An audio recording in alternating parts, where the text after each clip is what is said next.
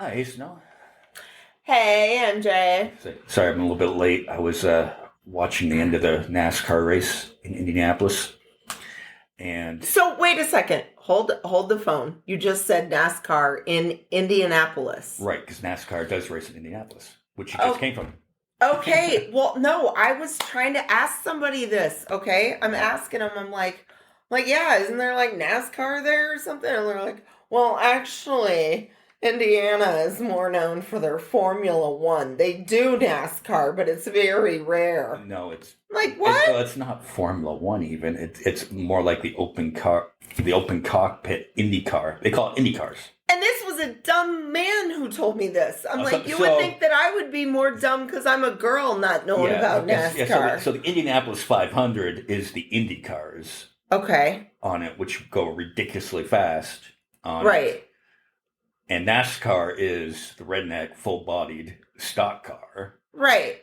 You know, And NASCAR probably is it more in North Carolina? And They're based out of they North do Carolina. it in Indy. See, Yeah, that's exactly what I thought. So I was right all along. And then this guy was trying to be like, well, actually, let me tell you something, pretty lady. Yes, but well, in a way, he's right because the track is more famous for the Indianapolis 500 Okay. than the Brickyard 400. Okay. But NASCAR does race on the same track. Yeah, because he was kind of, yeah. And so...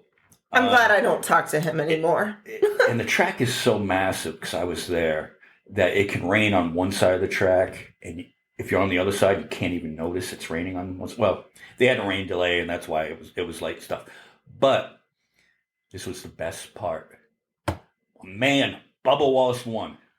Yes, really? Yes. Yes. One of the crown jewel events in NASCAR. I'm surprised you didn't wear your Bubba Wallace shirt today. I almost put it on. Motherfucker. I thought missed opportunity there. I thought he was going to run out of gas, and he somehow stretched it because they had a red flag. He was 5 minutes away from winning the race, and then it rained in one corner. Oh. And you're like, oh, one corner of the track. Yeah, and they said, all right, he's got enough gas to make one restart and finish 2 laps.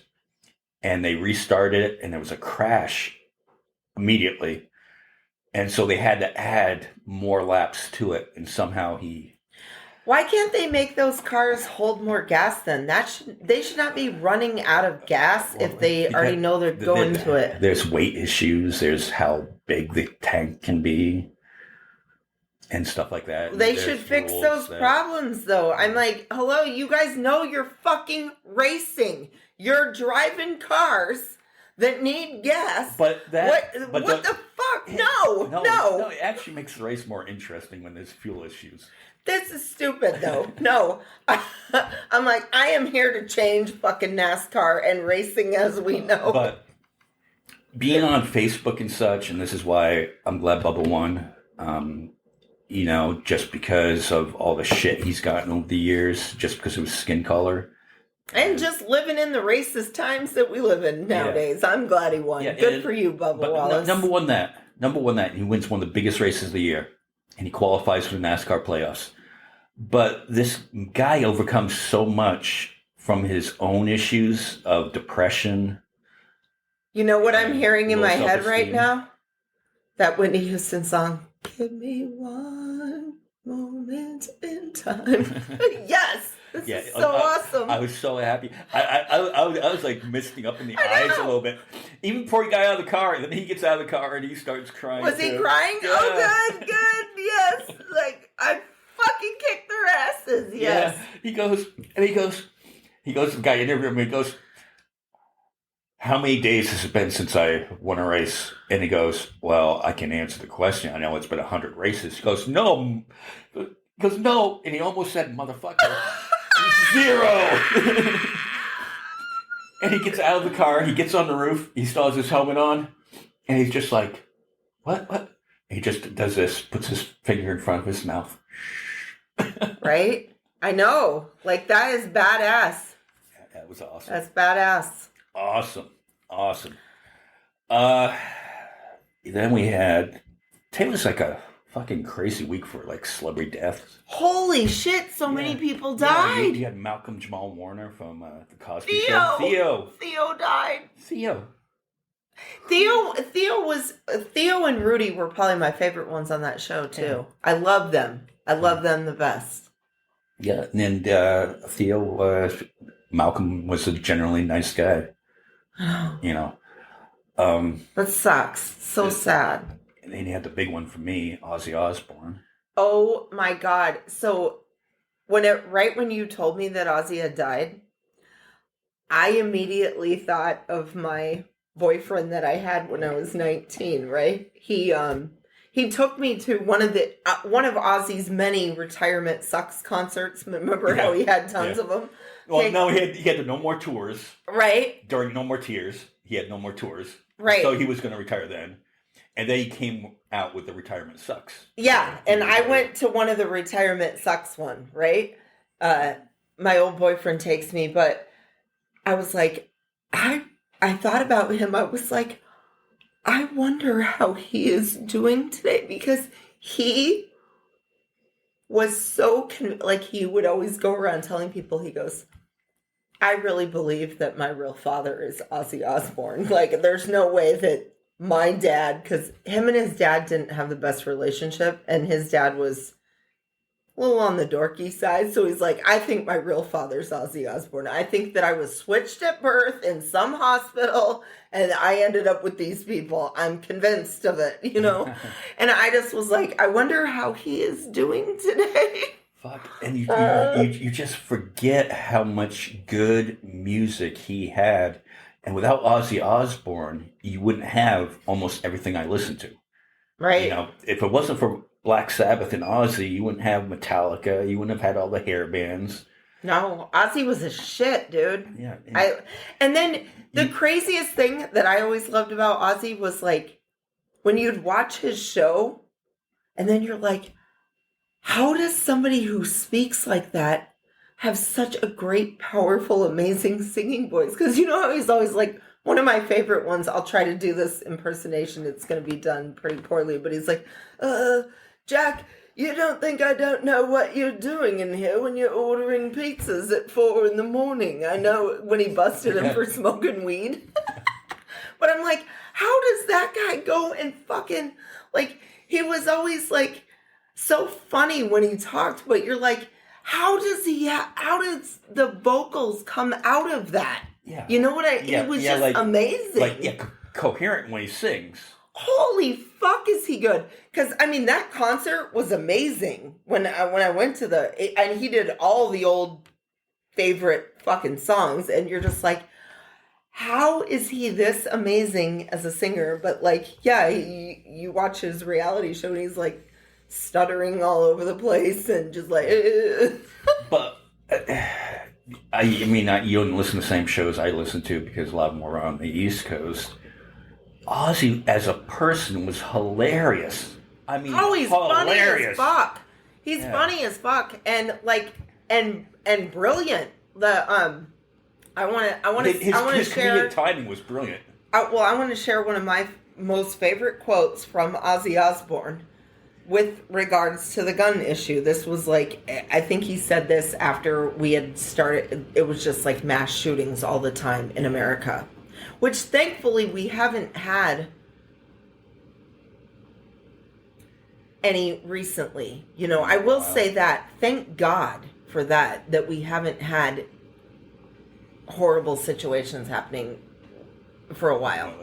I mean, it's like, yeah, knock on wood, right? Knock on the table.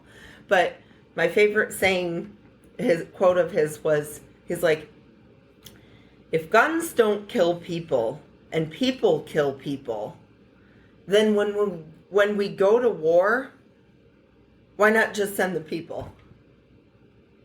Obviously, we don't need the guns, right? Because and people will get like, Ozzy seemed like he was like this fucking devil, Satan, and how the churches tried to make him out. But if you listen to his music, Crazy Train, millionaires people living as fools, you know. Fucking, that was kind of a song about trying to get peace. War Pigs. He called out the fucking military-industrial complex in 1970. Yeah. When he wrote that. And he was, I didn't know this about him until he had died either, but he was a huge person on equal rights and LGBTQ rights. I had no idea about that until I was listening to one of the shows I listened to, and the host was going off on their, like, no, he did, like, all these things, and I'm like, makes it even more amazing, you know? Yeah, and you know, I mean, it's kind of, because he did have that character. He did have that perception of, you know, hey, he's the Antichrist. Like, tough guy. Yeah. Prince of Darkness. Yeah. You know, like, yeah. right? And, right? Yeah, and a lot of songs are, you know, evil. You know? Right. But, and he kind of has that look, too. Yeah. I mean, the dark hair, the dark eyes, yeah, you know? And you went to his concerts, yeah, it was like that. Yeah. You know? I once got out of some Jehovah's Witnesses came to my house. and you know how you can't really get rid of them? Right. And I always said, it's not really a good time. I'm late for the Ozzy Osbourne concert. And there wasn't an Ozzy Osbourne concert, but they just turned away and walked away. They're like, oh, we know who he is. He bit the head off of a bat. Okay, yeah. Enough said, you know. Which he thought was one of those rubber bats in his defense. Right. He didn't even know it was a real one, dude. Like that. The guy's an animal lover. He always had those dogs around I him. know. He had those cool. I used to love their show with their family. It was so fucking funny. So fucking funny. I love Sharon too. I'm like, that was the other thing that I thought immediately. I'm like, oh my God, I wonder how Sharon's doing, because like these two were like the love of each other's lives. Yeah. You know, like. Well, and I think there's something to it's that. Gotta be so sad. You know, for her. and I'm worried about her because you know how they say when you have spouse for that long that they, like Johnny Cash. Yeah. I know, that's what I thought too. I'm like, holy fuck, how I'm really worried about Sharon. Well, and I thought this about Sharon. I thought this about Ozzy, and I was like, well, he just, you know, he hung on long enough to do that last show. That was his pay-per-view, amazing, and it made millions of dollars for charity, which they don't really report on all that much, and parts of it was really good because you had all these fucking bands, Slayer, Metallica, Pantera, so on and so forth. Steven Tyler came out and they're paying tribute to this man. Then Ozzy came out and did a few of his songs, Black Sabbath. And I think part of what kept him going for the last few years with all these health issues he was having, Parkinson's disease and the surgeries from a four-wheel accident, I think he really had this thing where he needed to perform one more time and say goodbye to the stage and say goodbye to his fans. And that's a good point. A couple weeks later, look what happens. Yeah, I never thought of it like that. And, and you could see it when he played Mama, I'm Coming Home for the last time. Tears streaming. I know, I love that song. That's such a good song. And they're panning across the audience, and the whole audience they're all teary-eyed, knowing that, wow, this is the last time we're going to get to hear him perform this song. I think I cried the first time I ever heard that song, because I was like, what an amazing song. I'm like, oh my God, this is sad. Yeah. So then we had, do you remember Chuck Mangione, the trumpet player? Vaguely. He had that one song. Yeah, in the like 70s. vaguely, but it's still sad. Yeah. I mean, it's sad no matter how old people are. It's still sad because their life's up. They're done, you know? Yeah. And then we had, let me tell you, brother, what you gonna do when Satan comes for you?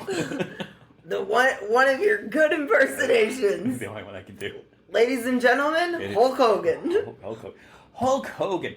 And I'm kind of... I was sad too, though. Even though I thought he was douchey going to all the Trump rallies, but I'm like, that's sad. Yeah. I mean, you're torn on that one because that's someone that, you know, as, you know, a kid, and stuff like that. You remember him from like the Rocky. I always loved Hulk Hogan. He was always my favorite wrestler when I was a child. See, I always like when he went against the Ultimate Warrior. I kind of rooted for the Warrior. Or when he went against Bret Hart, I went against. I was for Bret Hart. Meaning, Hulk wasn't my favorite. He was always my favorite when I was younger. Yeah. When I was like 10. But then, you know what? Like, it really did piss me off when, who, was it somebody famous that was talking about, remember the black woman who was like, yeah, he said all the, like the racist shit about, and she's like, well, I liked him, but. What it was, because the Osbournes started the family reality show. Yeah. So everybody jumped into it, and Hulk Hogan had his. Hulk Hogan got his with his family. And his daughter, Brooke. Who I like. I do like Brooke. Well, Brooke had broken up with a boyfriend and started seeing a black guy. Uh-huh. And he would say really horrible, racist stuff to her about the boyfriend. And it's like, dude, don't turn your daughter into a hateful piece of shit like you. Yeah, and then he slept. His best friend was a DJ called Bubba the Love Sponge, and he was sleeping with his best friend's wife, but Bubba somehow filmed it and he released the tape on it, which was it's here or there what the true story on that is, whether it was leaked or not, whoever. But yeah, it really tarnished his character as, eat your vitamins and go to school and do this, work out. You can be just like me, Well, and then it kind of showed that he does kind of act like that because he's at Trump rallies and at the inauguration and all that. Yeah, it tore his shirt off. Fucking promoting. Yeah, promoting, like, obviously you're on Team MAGA, team, like, we want America to be whiter. You know what I mean? Like, So, which is crazy because neither of those two people are actually white. I mean, look at the fake tan on Hulk Hogan all those years, and then look at Trump's orange. I know. What the fuck? Do you remember when Hulk Hogan turned into a quote unquote bad guy? He started dressing in black, and he still had the white mustache and the white hair. Well, it wasn't white; it was like a yellow.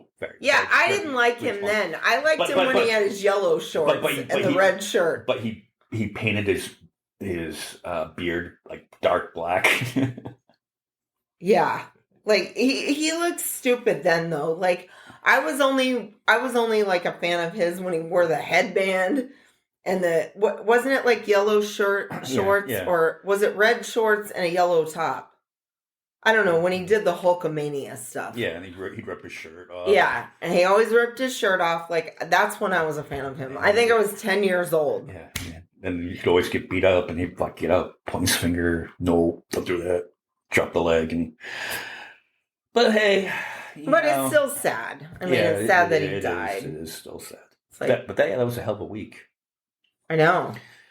And then, while we're on the music thing, I was watching the Billy Joel documentary, and so it goes on Max, HBO. So good. And I didn't really know a lot about Billy Joel the man. I didn't either. I knew the music. I didn't realize that all those songs, a lot, for the most part, are songs about his life. Mm-hmm. And I just found him so... I don't care what you say anymore. This is my life. Say goodbye to Hollywood. Dude, and my life. And the best Go ahead with your own life. Leave me alone. She's always a woman to me about his first wife. Oh my God. Okay. So that is my hands down favorite Billy Joel song. So my ex tried to write me a song and I really want to say, well, if you're listening, because I know you hate listen sometimes. Until you can write a song like She's Always a Woman, get the fuck out of my face with your amateur fucking bullshit. Yeah. That is a song. She's always a woman to me. I mean, that just sounds romantic. Beady Eyes does not sound romantic at all. Right? Right? Fucking loser. Oh, but fucking how I could relate to him. See, who knew he was so relatable on so many aspects, so many different levels? Yeah, like, I guess he could be kind of a jerk behind the scenes, but he had his own vision for everything. But you're a musician. I mean, you're an artist. This is like your work. Isn't everyone going to be like that? But the other thing that I found and that I could really relate to is in his relationships. Yeah, they ended and they kind of ended on a sad note. But all of his exes, he's like good friends with all of them. Yeah. Like some of them, he's like the godfather of their children. Yeah. Like that, Christy Brinkley.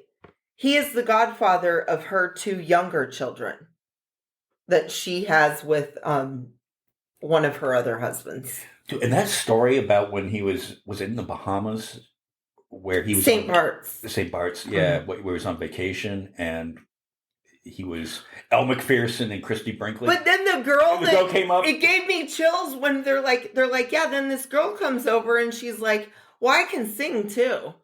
And then Christy Brinkley's talking about how this voice just comes, and then they tell you that it's Whitney Houston. I'm like, holy shit, because she used to be a model before she became a singer. I knew that.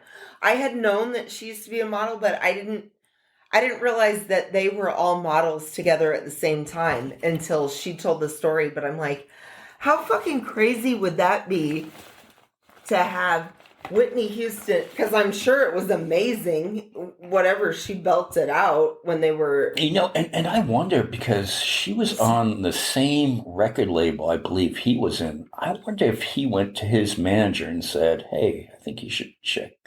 I mean, I know he doesn't claim credit for it at all, like discovering her. And then, right, and then whenever they had talked about Whitney Houston, then there was a part of me, they showed pictures of her, and I'm like I got a little teary-eyed in that part, because I'm like, that was a real fucking tragedy right there. Yeah. I mean, what a massive talent she was, and, we lost her.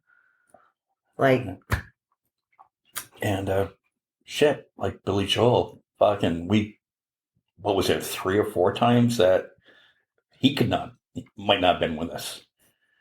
Where you got lucky. All the suicide stuff. Yeah, a couple suicide in the beginning. The motorcycle accident. Wow. And then the car accident. I know. And then all the judgment. That was another favorite part of the documentary, was when he said how the media was all like judging him and making fun of him and all that, and he goes, "Fuck you." Like, I was like, that is... Well, that's a Long Island. It's true, though. Like, fuck you. Oh, and another thing that I really liked about that documentary, he does a fantastic Vito Corleone. Yeah. Is it Corleone? Yeah. Oh, okay. Corleone impression. Very, very good. Mwah. Very good. Very good, dude. You sound just like him. It was good. So, yeah, I mean, it was just a week full of, nostalgia, too. And then Happy Gilmore 2 came out on Friday. Oh, my God. I think that might be just as good as Happy Gilmore 1. It was definitely one of those movies where it's like, when you watch a sequel and you're like, oh, well, that one fucking sucks. Well, that's why I thought it was not. I know. I was like, oh, I don't know. It's been so many years since they, like, if you were gonna make a part 2, you probably should have done it earlier. Blah blah blah blah blah. They did it. Boy, was I wrong. It was cameos so alone. Fucking funny. There were so many cameos. I'm like, oh my God, there's John Lovitz. Oh my God, there's Kevin Nealon. Oh my God, there's Eminem. Oh my God, there's Travis Kelce. Who I'm sitting there watching it and I go, that guy looks really familiar. And then I'm like, is that Channing Tatum? I mean, because he's getting a little older now.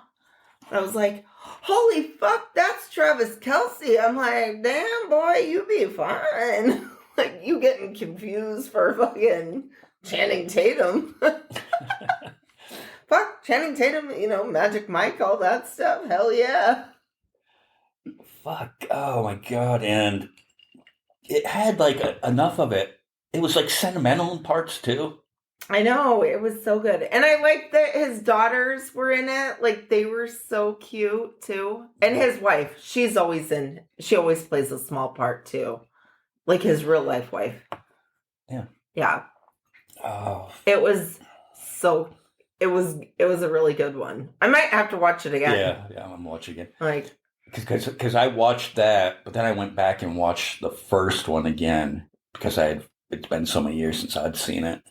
well, you know what I probably need to watch again today, too? Shoot 'em, Gavin. I know, I liked how they actually made them friends now. Like, they don't hate each other anymore. Yeah. Oh, yeah. Well, I'm sure a lot of people have been watching it, too. If you reach this part, yeah. Yeah. So it doesn't ruin the whole movie, though. You can still watch it. It's still awesome. The thing that I'm probably going to have to watch again today is the South Park episode. I'm probably going to have to watch that again. Speaking of which, that is the main story of the night. Fucking South Park. If you have not seen the season 27 premiere. Oh my God. Fuck. I was watching it, and I think I got... literally, I was shocked by what I saw on screen, and I think I shut down. It was fucking brilliant. Just fucking brilliant. I knew they were going to do it, though. I knew it was going to be amazing. I'm like, they are going to blow the fucking doors off of... When I heard that it wasn't going to be about the Diddy thing, and I heard it was going to be about what's actually going on right now. And it's been all of the news, so this isn't a spoiler alert. Like, South Park always blows the fucking doors. So when we last left you on the last episode, we were bitching about how CBS settled the lawsuit with Trump so they could get the merger from Paramount and Skydance to go through. So basically, it's a bribe. It's a bribe. It's extortion. Right. It's extortion. Call it what it is. And Stephen Colbert comes back from his vacation and criticizes CBS and Paramount for doing that, as he should. And then you had, on Monday night, Jon Stewart. Holy shit, going scorched earth. Sack the fuck up! That was my favorite thing that he said on there. And then my second favorite thing was... Go fuck yourself, go fuck yourself, go fuck yourself, go fuck yourself. There's this whole fucking routine with gospel singers. No, but it's the fact that he even started out the whole thing before he even went into the gospel singers, he starts it out with a Bob Seger song. He's like sitting there, he goes, well, but he changed one word because it's like, I know you're scared. And it's actually... I know it's late. I know you're weary. I know your plans don't include me. Oh, yes. I was like, dude, you are going out Bob Seger right now. I love Bob Seger. Yeah. Fucking love him. Fucking Jon Stewart. Chef's kiss. I know. Brilliant. So fucking... And then seeing him out there dancing, when he's doing the dance to go fuck himself, I was dying. I'm like, that... He was doing like, wasn't it either like the Roger Rabbit or the Running Man when he's out there doing it? It was one of those old school dances. Fucking... So, here's the deal why South Park had been delayed for 2 weeks. You know, it was supposed to be a couple weeks ago that they're supposed to show it, which... probably would have been the P. Diddy episode that's going to come out, in the near future.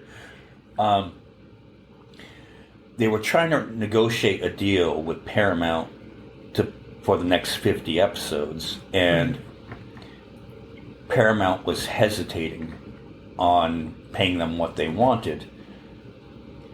Well, in the meantime, you had this Paramount selling this lawsuit with Trump. And what do? They write this episode this week that went scorched earth.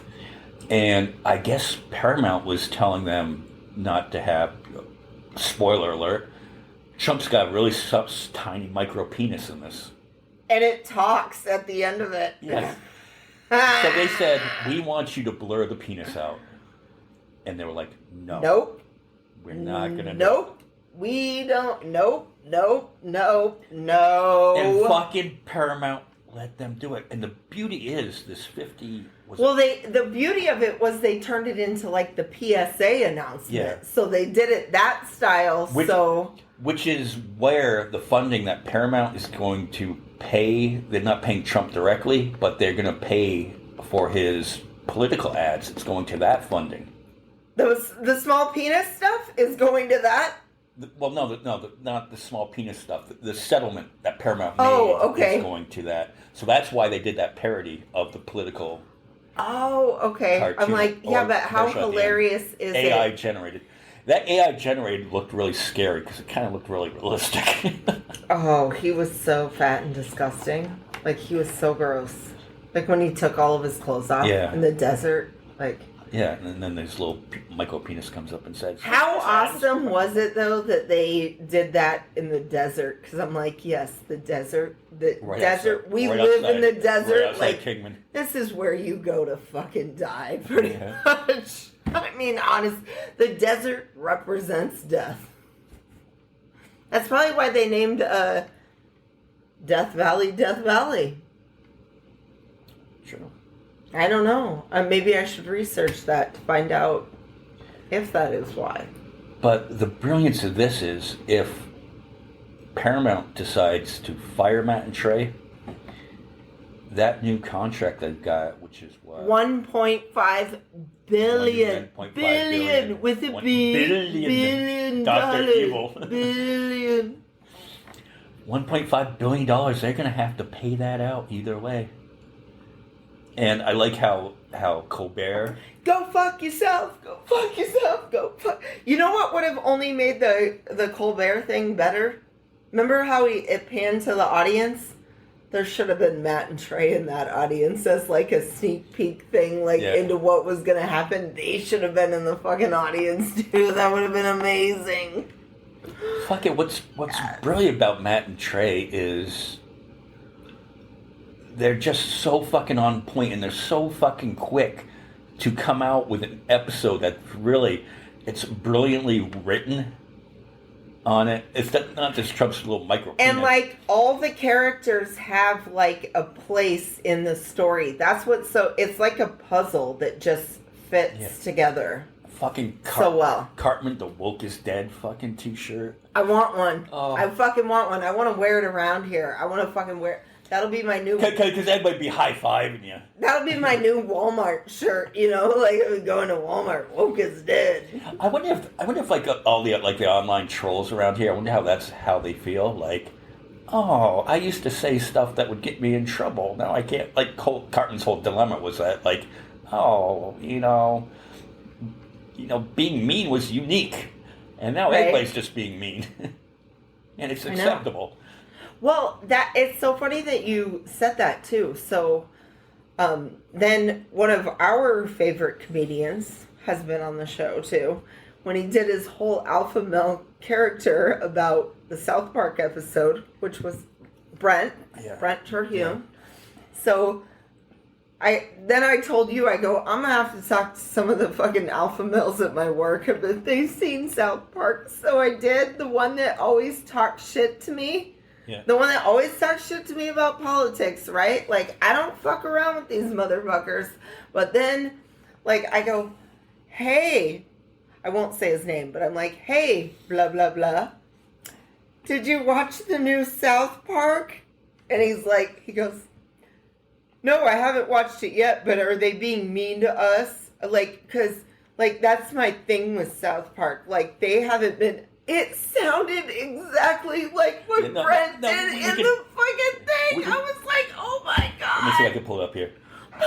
Everybody kept texting me saying, oh, don't watch that new South Park. That's going to make you mad. And I got a good sense of humor. And I said, shit, it's been a while since I've been mad. It's been at least 20 minutes. So I turned it on. And it pissing me off. South Park's not funny no more. And I'm not one for subtlety, nuance, and satire. I didn't think they were funny. Because being mean and cruel, that's funny. That's what I think they're doing. And now that they're being mean and cruel to me, I don't think they're funny no more. They haven't been funny in a long time. Not since last night when I watched that episode And you know there's a reason they only signed a measly $1.5 billion contract. It's because they never been funny. Because they made fun of Trump's pecker. Real mature, Matt and Trey, focusing on people's genitals. And that's coming from somebody who only focuses on people's genitals. You know, they can show me an ink blot test and they say, what's this? I say, other people's genitals. And then they would be like, well, what's this one? I say, other people's genitals. But they made fun of my Orange King's peener, and that's too far. They said it was small. And I know for a fact, my president's got a fat hog on him. I'm talking hog so fat, he's going to win a blue ribbon down at the state fair. That's how fat his hog is. I'm talking, that thing's got double chins and stretch marks. That's how fat his hog is. You don't make fun of my daddy's weenie. And yeah, I'm a straight alpha male. Why do you ask? Because they got the balls to put President Trump in bed with Satan. That's blasphemy. And you know the devil's pissed as hell. They even compared him to Trump. And now instead of enjoying his weekend with Ozzy and Hulk Hogan, the devil's got to be on the phone all weekend with his lawyers. I thought the show was funny. For a while, I thought it was funny when they made fun of Jews and blacks and gays and transes and liberals and hippies and Canadians. And Mr. Slade had all them woodland creatures up his ass, and then he shoved Paris Hilton up his ass. And Mr. Hanky, who's a literal piece of shit, who wears a Santa Claus hat and he dances around the screen and he leaves little poo marks wherever he goes, like tracks. And I thought that was funny. And then when the Virgin Mary shot blood all over the Pope, that was funny. And when Cartman had a kid's parents murdered, then he cooked them up and fed him to the kid right in front of Radiohead, no less. That was funny. But you don't make fun of President Cable. That's too far. You don't make fun of my... Scott Gentleman Mustache. That is a great episode, dude. That one's still my favorite. It will always be my favorite. Huh? I need to go back and watch that one again, too. The Scott Tenorman one? I think that's what I'll do tonight. I'll go back and watch Gentleman Mustache. I'll watch Jon Stewart and fucking South Park. I know. There were so many great things that I'll probably have to watch. That's what I'm gonna fall asleep to tonight. I'm gonna have to watch South Park. I'm gonna have to watch Jon Stewart. I'm gonna have to watch, because none of our shows are on, like, they're all on breaks, right? Anyways. Yeah. I don't think John Oliver's back tonight. Then I might have to fall asleep to Happy Gilmore Part 2 again. That was pretty funny too. Yeah. You know what? Okay, so you know how there's like always an underlying message in South Park? You know, like they always get the point across too. Like that's the brilliance of it. That's what I was going to say about Happy Gilmore Part 2. I don't know if you picked up on this too, but you know how they're making fun of like the new golf? Yep. Does that mean they were making fun of the Live Golf Tournament? You know, because you know how they sold out to like the Saudis? Yeah. Yeah. So that's what I got out of it. I was like, oh, this is like brilliant on a whole nother level though, because they're actually talking shit about like new golf too. Like, because you sold out. You sold out. Like, what? Yeah, I mean, I don't know if that was his intention on it, but yeah, how there's like 2 golf leagues. Yeah, but did they invite? Well, this is why I want to look. No. There was some live golf guys, like that Bryson DeChambeau guy. That was there were some of them in there. Some of live golf. Okay, because I was like, I didn't know that part, because I know that for a fact that like Scotty Scheffler.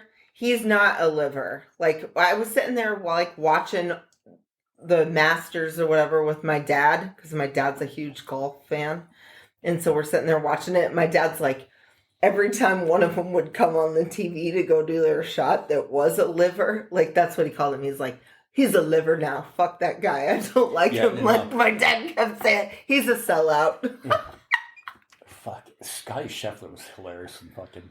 I know. When he's all, I love it at the end where he's like, what's for dinner tonight? Yeah. They're like chicken fingers or whatever it was. He's like, I'll probably stay another day. Like dying. Yeah, so it was a week of nostalgia. I've been listening to like a lot of Ozzy, a lot of Billy Joel this week. And for some reason, I rediscovered Airborne Toxic Event. Oh my God, girl. Like, I fucking love the Airborne Toxic event. Like, I've loved them ever since, like, I did. So on Pandora, I was like, I found out about this band called the Gaslight Anthem. And I'm like, Yeah. who in the fuck are these geniuses, right? So I was like, I gotta have a whole station of these guys. And they always play the Airborne Toxic event, because every time a song would come on, I'm like, I'll look at my phone. I'm like, I wonder what band this is, because I got to click like on it. Every fucking time, it's always the Airborne Toxic event. So I'm like this song, like this song. Like, I've liked all their stuff. They're just amazing. Yeah. And you know what? The Gaslight Anthem and Airborne Toxic event. They're both amazing. Both amazing, but yeah, they're both huge Springsteen fans. Well, you can tell, like, because remember when I think I told you when I first got into Gaslight Anthem, I go, dude, there's no way in hell that one of that guy, Brian Fallon's influences, there is no way in hell that it is not Bruce Springsteen. I'm like, he like has that Bruce Springsteen sound to his band, but like an updated version of it. Like, he's like obviously you can tell that he grew up on Springsteen. Yeah.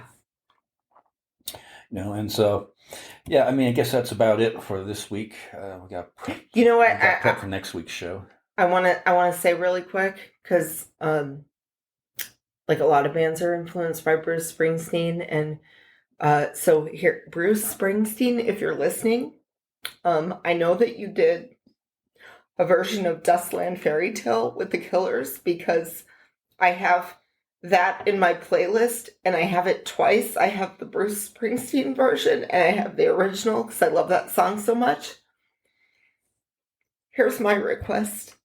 Maybe you do sometime around midnight with the Airborne Toxic event. You do a duet on that. So, I'm just spitballing here. I think that you would sound amazing on that song, because that song is on the level. Like, that song it's another Dustland Fairy Tale. It's fucking magic. It's magical. Well, and I did visit our karaoke friend in Vegas this week too.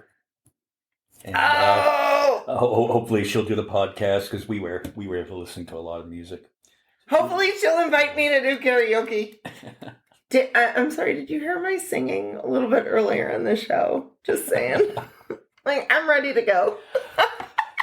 Oh, God, it was hilarious. It was like we were like listening to Harry Styles, and it would sound like I was fucking murdering her because she's screaming like a schoolgirl. Listen to Harry Styles. Was it my favorite Harry Styles song is Just Stop Your Crying, It's a Sign of the Time. That was first. Oh my God, I fucking love that song. But it went to his cover of Girl Crush by Lil Big Town. Oh, okay. Okay, that would be cool too. But yeah. Yeah, so. Sign of the Times is fucking pimp. That's another one. Bruce, have you thought of maybe doing a duet on Sign of the Times too? I'm just spitballing. I'm just throwing things out there. I don't think I hit those notes. He doesn't need to hit those notes. He comes in and he just does, like, okay, when you listen to a Dustland Fairy Tale, like, Brandon Flowers starts the song off, and then it's like, so Cinderella in a party dress. I was like, oh my God, that's where he comes in on the song, and you're like, fucking Bruce is here. He is fucking, the boss is here. He showed the fuck up. Springsteen, and fucking, another one, fucking, I think he's still signed. He's good in the Billy Joel documentary too.